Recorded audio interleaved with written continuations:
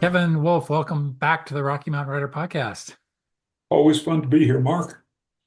Great to see you. It's great to see you last month, at the end of last month in Denver at Colorado Gold. And we're going to talk about Colorado Gold in a minute, but we're going to just go right to the headline here, which is the release of your new book, Trailridge, which I picked up a copy of at Colorado Gold, a Guy Hogan mystery.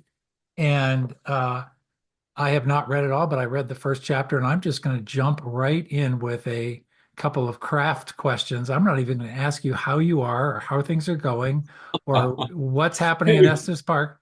yeah, we did Anything. all that at breakfast Monday Yeah. morning at the kid. Yeah. Yeah. Yeah. Nobody really cares. They just want to know about style. They want to know about writing, and our audience is hungry for tips. And I'm just going to say, I've only read the first chapter, and I read a couple of lines from the second chapter, and you do so many things so well in terms of just pulling us in. And so we're in Estes Park. We've got a fisherman. We've got a fisherman, doing what fishermen do. They're at the river. They're reeling in trout or some sort of fish. And what a great idea for an opening scene that this he has to cover his eyes and kind of look the other way because out of the blue a woman comes down and she needs to relieve herself by the by the river. And we think it's going one way in terms of embarrassment, and then quickly the whole story just takes a quick turn. So I want to know, when did this scene come to you? How did it come to you? Um, is it something that was just right there, or something that you kind of found as you kept rewriting? No, I I knew the opening scene because I wanted Guy Hogan's the protagonist. He's going to find a body in his favorite trout stream and start the story. The part with the woman, it came a little bit later, and I can't tell you too much about the actual experience except I was close to a situation very similar. And yeah, and but yeah, really that's it. Uh, this book is really a labor of love because this is actually this character in this setting was the first thing I started to write those many years ago. Went through Wow. several. It went through several. Well, the first book, like everybody's first book, it turned out it wasn't very good. And I know because I read it and Yeah. several times. And it kind of got shelved. It kind of got shelved. And I every so often I pull out and start playing with the thing. And then when my wife and I moved up to Estes in 2018, I was right here. And my wife had some health issues that kind of put my writing on the back burner. And I pulled this thing out and started thinking through it again. And yeah, and this is the character is dear to me. The setting is basically my backyard, and it's a story that yeah. So there's there's some threads of me in this story. Yeah, Yeah. yeah. Was it Estes Park before you moved to Estes? Was the Oh story yeah, set? yeah, Okay. yeah, Wow. yeah, Yeah. yeah. Huh.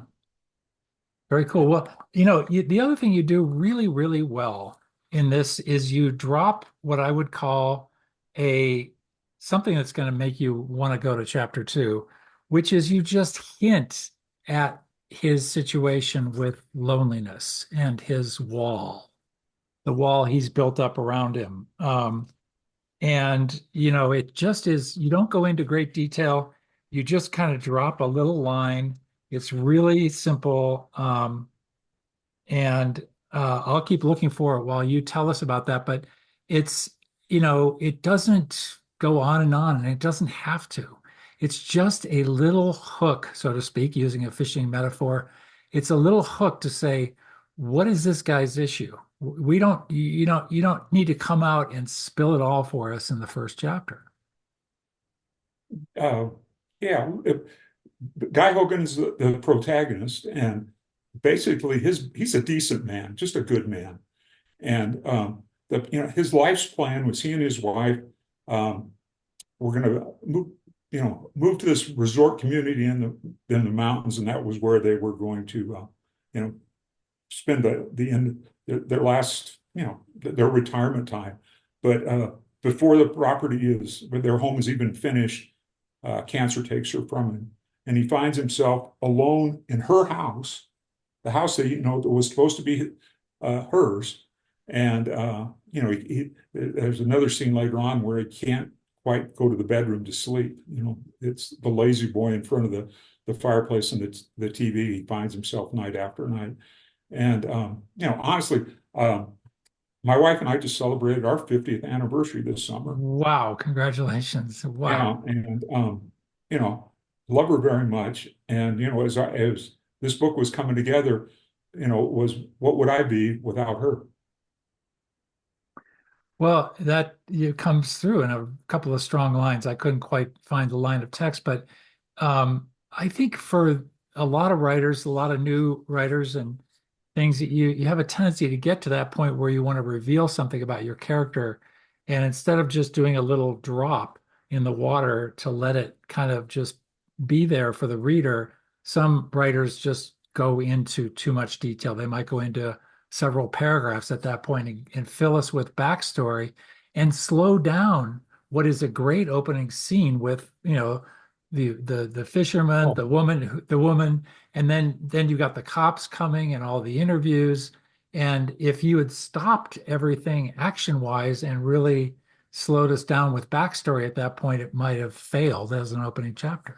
yeah, I know the line I think you're looking for. It's a body's found in the river, and Hogan and this woman who found the body are waiting for to be interviewed by the police for the coroner to show up, and they bring the body up, and he compares it in his mind to those last days at a hospice.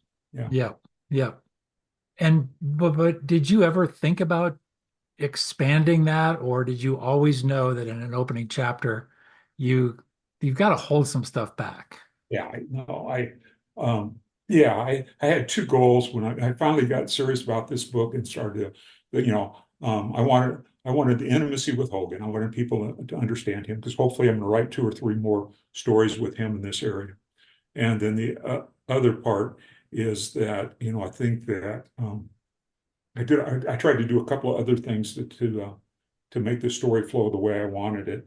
And I think I wanted his background to be a character in the story too. Hmm.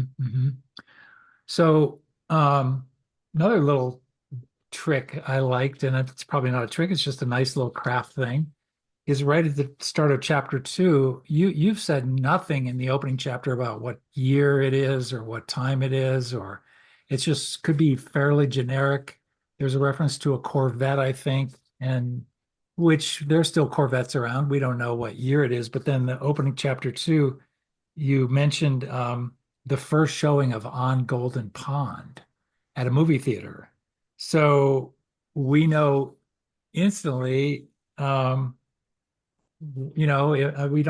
go to IMDb and look up the year that was released, but we know it's not Now, yeah, contemporary. yeah, Yeah. yeah. And that because as I was thinking over this book, I wanted some event to tie it to the national park more than just it happening in Rocky Mountain National Park. And this one just hit me one day on a drive through the park. We started up Trailridge Road from the side, and I looked over at the valley and saw the gash in the mountain where the Lawn Lake flood happened. And I said, what if this was part of the book? And then it was easy. I think you can still go on YouTube and put Lawn Lake flood, and they show, remember Ed Sardella, the newsman, talking about the flood. And On Golden Pond was playing at the old Park Theater downtown. And with the flood, the waters actually came up, went into the theater, and they were in danger of losing the movie screen that had been there since the 1930s or something. But the water just didn't get quite deep enough right to get to the screen. So that was just a little bit of research. And then again, I think I mentioned in the prologue some dates and times about the Long Lake flood. But but who reads prologues? Yeah. So yeah. I So think then we had to. Yeah. So that's 19, 1982. Yeah. yeah. And that also was known as the Big Thompson flood. No, the Thompson flood was in the 70s. Oh, okay. The line, yeah, Big Thompson flood was they got an unusual amount of rain. It hit the lake here and then went down the canyon. The Lawn Lake flood was a bluebird day in July, a earthen dam that Oh, yeah. went back to the 1880s, high up on a mountain, Right. um, just gave way, and this wall of water comes down into the park, and then because of the way and I tried to describe it in the flood scene that it filled up a bowl and then and it would slosh over and started downtown. So they actually had some time to evacuate people before it got to Estes. And it turned out, I mean, people up here will tell you that it turned out to be urban renewal for Estes Park. It took out a lot of old motels and old cabins along the river above Estes that have since been replaced by those new places. Yep. Yep. And the other thing, Mark, I didn't want to have cell phones. Ah, yeah. Yeah. Yeah. Yeah. Yeah. That's, Yeah, yeah. That changes everything in terms of a murder mystery. Yep. yeah. Yep.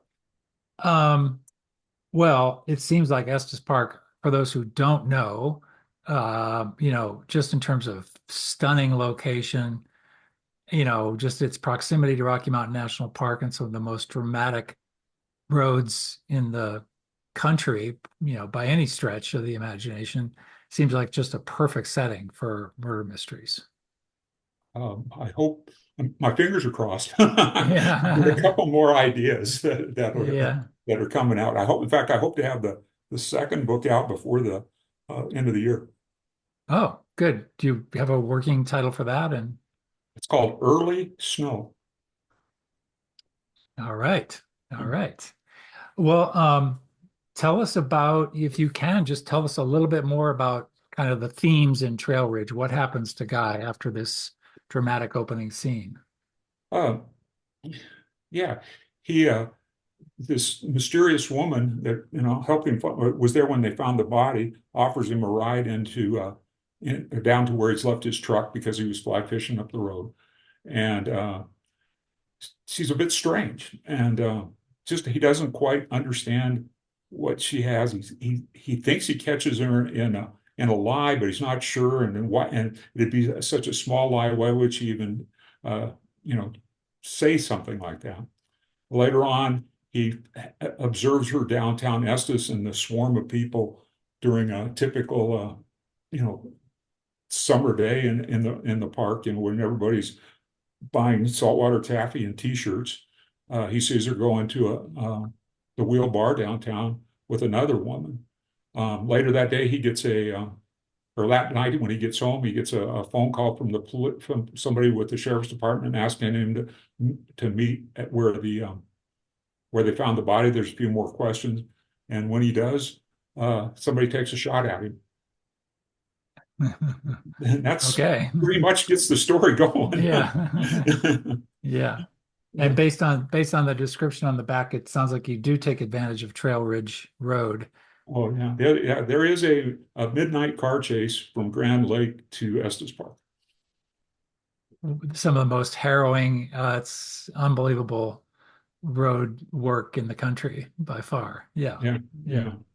And That's if great. you've ever taken that up, you know that there's the notch top. There's what do they call it? The notch there at the top where the road was blasted right through a cliff, and the road's very narrow, and that plays a part in the story too. Yeah, Excellent. Tell us about this cover. yeah. That's yeah. Susie Brooks helped me do that. A friend up here who's an artist came up with the original concept, and then yeah, Susie did some work with it, and that's what we finalized. But I think it works very well. The little bookstore, McDonald's bookstore down on Main Street they liked the book, and I stopped in Sunday and they were sold out again. So they're pointing tourists at it. And yeah, and we'll do an event down there in November, I think it is, with them. Yeah, but Yeah. yeah, it's a fun book, and I've had some local people that have read it and started asking me about locations in the book. I think he was fishing here. Is this, on Trailridge Road, is this where it happened? And which is very much fun. Yeah, yeah, Yeah. yeah. So you mentioned that this has been a project you've had around for quite a while, and that you read it earlier on and realized, recognized that the writing was not good. A lot of us have been there. I've been there. Can you articulate exactly what it is in your standards, in your sensibilities that changed? Um, that's a great question. I think that the first thing would be character. That I wanted Guy Hogan to be uh, a lot of dimensions to him. I didn't just want him to be the amateur sleuth that gets thrown into something. I wanted him to hit the page with a backstory, and that was believable, and that would shape his decisions as the story goes on. Another thing that I really wanted the I think of myself as a Western writer. Um, if I would have written this thing and set it in the 1880s, instead of getting into his pickup truck, he would have had a horse tied up beside the street. Yeah. But so I wanted the landscape of the West, and particularly of Rocky Mountain National Park, to be a part of this. And then in a small bit of this, Hogan's the loner in town. He showed up, and his sense of duty pulls him through, pulls him to different things that are really foreign to him. And yeah, yeah. But that I yeah But I like Guy. I think Guy Hogan and I could be friends. yeah. But how do you recognize that on the page? How would you tell a beginning writer to recognize things or opportunities to turn a character from two-dimensional to three-dimensional? How did you know to perform surgery in certain places in your manuscript to give it that three-dimensionality that you were looking for? Well, that's another. I wish I could tell. I wish there was a formula. Yeah. Some of that is, um, you try things, and do you like it? And you try, and then you say, if I did it this way, or if I move this line a different place in the story, does it work? I'm a guy that does share my writing with a critique group, and I value. I mean, first, it's always great to read your stuff out loud to somebody, and uh, Yeah. and and have them follow along on the page, and make sure that what's on the page is what you're reading to them, and then and value input. Not I don't take everything, but I certainly value the input that comes from other folks. Yeah. Um, you know, Yeah, it is sort of mysterious, elusive process, and I've always said it's sort of a black magic kind of an art to it. And not everything we write will hit every reader the same way. Some yeah, people but might, that's why this is so much fun, right? yeah, yeah, exactly, exactly. Yeah. So you worked with Susie Brooks on this particular It's, publication. yeah, yeah, Susie has done my proofreading and developmental stuff on everything I've written, and she jumped in.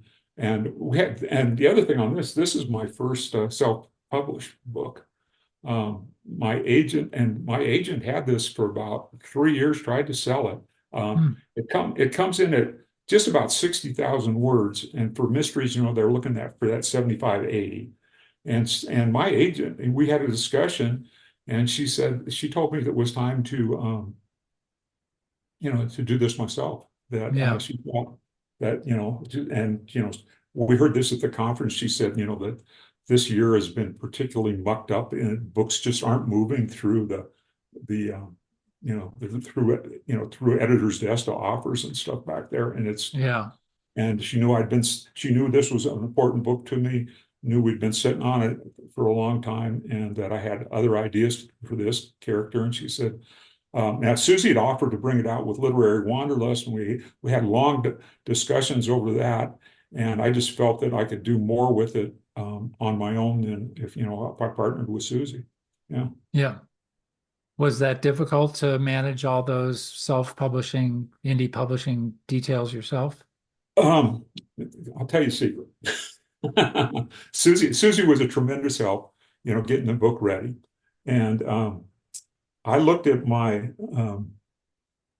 old face in the mirror one morning when I got up and said that it was, if I'm going to do this, if I'm going to jump into this, I'm going to invest in myself. And I had met at Western Writers, I had met a publicist that works pretty much with Western writers. And um, I attended a couple of her classes during their conferences, and once I even gave her a ride to the airport. So we had kind of had this casual friendship, nothing more than I was more than just a face. And I contacted her. The name of the agency is Blue Cottage. They're out of Minnesota, and she outlined some things she could do to me for me. So I went ahead. She redid my to website from what it had been, posted up. I'm very pleased with that. Kind of outlined where I wanted to go with this, and she's helping manage my social media and doing some things that I'm not good at. And Yeah. there is a saying about old dogs and new tricks. Yeah. And I told my wife, I'm going to invest in myself. Let's see what we can do. And I'm at a time in life, and I'm financially blessed and was able to do this. And yeah, we'll see. We'll see. Yeah. We've got some plans for this and some other stuff. I've gotten uh, rights to some of my earlier stuff back, and so hoping to slowly release some stuff and get it out there that way. I know you mentioned at conference you got Homeplace back, right? Yeah, Homeplace is back, and actually, Mark, believe it or not, 2025 will be its 10th year anniversary. Wow. So, Wow. yeah, yeah, the plan is to release a 10th anniversary edition. And then I'd written two books with the characters from the Homeplace. And those manuscripts are, 80, 90,000 words that need work. But I think I can sharpen those up into, $60,000, $70,000 manuscripts and release a couple of those. Did you Um, say dollar or word? Word. 60 or 70. I might have said dollars. Well, Yeah, maybe they will be. Maybe they will yeah, be. yeah, yeah, maybe, Mark. Yeah, they'll be selling McDonald's Happy Meal action figures from my stuff too. Yeah. Yeah. Yeah. Well, The Home Place is just a wonderful book. I loved it 10 years ago when I read it, and just so memorable. And the landscape in eastern Colorado and just that raw, rugged feeling and so many great characters. Yeah, Yeah. my mother's side of the family were homesteaders out there, and it's now I live in this valley of Estes Park with these, Longs Peak out my back window, bugling elk, around my house during this time of year, and the aspen starting. Then you step out on those plains, and you don't have those dramatic of things, but there's a calm beauty to that I've told my agent that part is the flyover drive-by that people rush through to get to the ski areas or see the Bronco game, and they never really pause to take in what's out there. Yeah, and now you're living in the opposite of that. You're living in a place where people from all over the country and world come to. And Yeah, they were all here last weekend. yeah, yeah. Yep, yep, yep. Amazing. Yeah. Well, Yeah. that's And let me mention one other thing about yeah, Trailridge. One of the things I tried to do, and you'll see that if you're reading more that the point of view is from Hogan's. When I go to some of the antagonists, I go to a third person thing. So I wanted the intimacy of what Hogan sees and what he's experiencing, but then I wanted to drop in the things that Hogan couldn't know in a third person kind of situation. Uh, I think I did it well. I really do. I was really pleased with the way it came out. Great, great. Well, I will definitely read the whole book. I, like you, probably walked away from Colorado Gold and always Yeah. have a huge stack of stuff to read. I, But I have, I've got three stacks. I got a stack in my office. I got a stack by my reading chair, and then two or three by the bed upstairs. yeah, yeah. And then I don't know what you do. Which book am I reading for pleasure? Which book am I reading for a little bit of research? And what am I reading? Because I want to see how somebody else handles this stuff. Yeah, Exactly. Yep, yeah. exactly.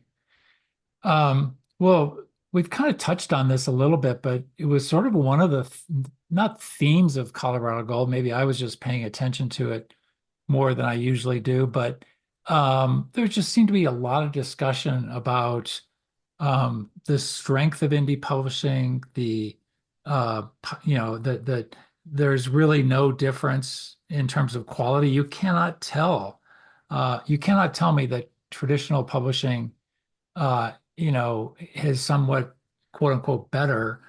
Indie has just become a totally viable option for getting out high quality work. And yes, indie is full of stuff that probably just comes out a little too quickly and doesn't get the care that it should get in terms of editing, in terms of story flow, in terms of cover design, everything. But also, traditional publishing is putting out stuff that probably also needs more work than it should Well, yeah, too. yeah, yeah. Well, I remember the first conference I went to for the gold. I mean, they didn't even talk about self-publishing. It was vanity Right. publishing, and then technology brought us e-readers, and suddenly it became very simple. And then there was a lot of stuff that was out there that was really people were just throwing it out, Yeah. and um, and like you say that it's certainly matured. Now there's still some stuff out there that people just throw out without they want to write a book and they put it out there.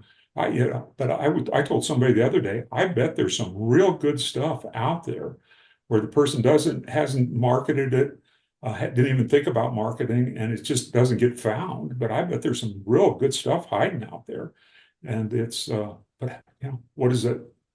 12 million books that Amazon's got on their list, or that might have been yesterday. It might be 15 million today. Who knows? Yeah. Yeah.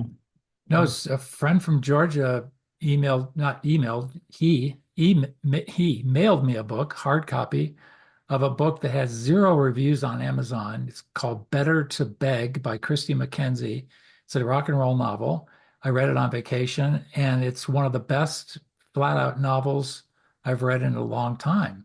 And it's totally indie published. I posted a review on my review website, and I tagged her when I posted on Twitter, and she really appreciated the review, and she told me that a indie publisher is going to republish it, but this is a book with zero reviews, and it's been out for like 18 months. It's just one of these books that has a great story. It's very well done. The writing style is just amazing, and you cannot tell me that. I think a traditional publisher could have picked that up at some point, but it's such a hurricane, whirlwind, choose your metaphor, so hard to get attention out there. Yeah, well, yeah. Just walk into a Barnes and Noble and look at how many books are there. Unless you're Yeah, looking for something, how many good books do you walk by? yeah, yeah. Well, did you have a good conference this year? Yeah, boy, I was very impressed um, with how smooth things ran. And I think, I was to be conference chair in 2020. That was the year, the COVID year. And, the wheels came off everything. And then, as we reinvented, we Rocky Mountain Fiction Writers, as we reinvented that thing after that, I Yeah. think that, Mira Landry stepped in and did some nice things up the bar. And I think every time since we've learned things that they're applying. The facility that we're using now is just so conducive to what we do. As far as, it's not the old days at that hotel when we had what, four different levels you could have a Yeah. conference on, and you were always at the last one, and there was that one room that nobody ever could find. This Yeah. is just so much smoother. Um, and I think numbers wise, we were about where we were before everything caved in on us. We had 100 and almost 120 first time attenders. So it's, Unbelievable. Out of you know, 350 attendees, and almost a third are brand new. yeah, yeah. And before the COVID year, we were running about 20 to 25%. So now it's up to 30 to 35%. You know, so yeah. And people are dipping their toes in. And some of those 120 came great distances, Yeah. specifically to be with us. So that's I think our conference is a great conference for first time for beginning writers because we offer a good blend of craft. Um, Indie publishing is very well represented. Marketing is, you got that. We're one of the few conferences where you're guaranteed a pitch with a agent, an industry professional. Others, you pay extra for it, or they aren't doing it, or they're bringing agents in by Zoom, but you get to sit right in front of somebody. Yeah. And I don't know whether you know this, but we had two agents that volunteered, and we did a raffle with the first time attendees, and two agents volunteered time where they would sit down with a first timer and talk about their book. Um, not a pitch session. And we decided this year to do it with a Zoom instead of trying to hook up during the conference. We had the two writers got, luck of the draw put them sitting down and talking with somebody. And I talked to one woman's got back to me. She wasn't really ready, but she said the agent helped me think through the steps I should be going through, one-on-one, get the query letter ready, that kind of stuff. And so, wow, Wow is right. Yeah. yeah, Yeah. I kept bumping into people with such different oh, stories that, like they're making it work in the publishing business in ways that, like these two guys, I think you and I both yeah. met at different times with Patreon, and they have 1,000 subscribers on Patreon that are paying, I don't know if it's $5 or $6, $7 a month. So Do the math. Do I the think so. I math. think there was levels, and some people are paying like $100 a month or something. Yeah, I mean, I don't understand that, Mark, but yeah, wow, yeah. But yeah. that's I'm getting ready. I'm going to do a presentation over at the high school for some writing, kids that are interested in writing next month. And after the conference, I got to thinking about it. I said, you know, people, books aren't books aren't the only way people are getting novels and this stuff in front of them. There's so many, the Substack stuff, blog posts, people just putting it up on their own websites. People are reading books off their phones now. Right. I mean, it's For just sure. so much different ways Yep. to get it out, and that's wonderful. That really is, It really and is.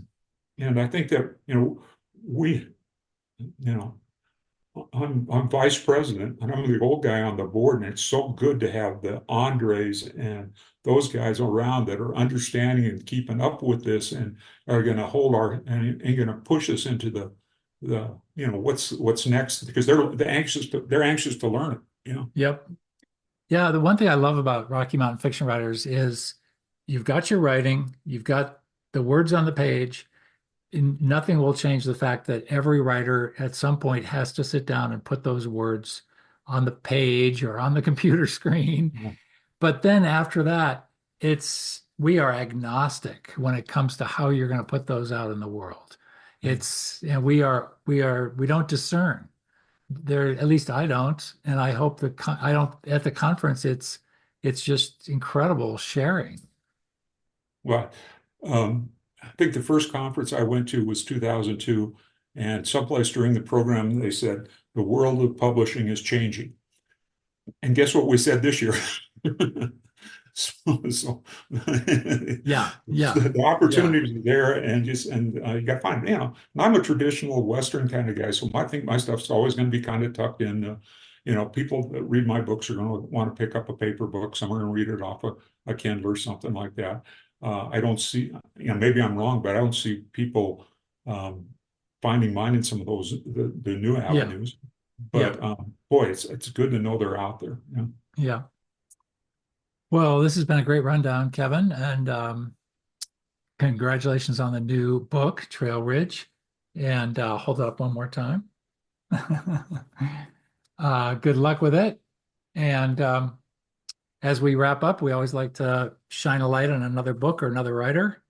So over to you. Yeah, our friend ZJ is doing some things. And here's another guy that I've known. ZJ was part of. You've known him longer than I have, but part of a critique group. Really, he's a good writer, and he's. It took him a while. He's got an agent now, but in the meantime, he's putting out a book on Substack, Yeah, and he's doing well, and it's a good story. It's just a good story, and here's a guy that's found another way to get his work, and why wait? Let's get it out in front of some people. Yeah. right, right. Great. We should definitely send people to ZJ, that's for sure. Excellent. Well, Kevin, we will catch up with you down the road. Keep us posted on early snow. Does that get the title right? Early snow, yeah. Yeah. And we'll look for the It's next it's a Guy it's a Hogan mystery. it's a yeah. Early snow is an October blizzard that shuts down Estes Park. Yeah, I bet it's happened. I'll bet yeah, it's happened. Yeah. good. Kevin, thanks a million. We'll catch up with Hey, you real soon. it's always fun, Mark. All right. Bye.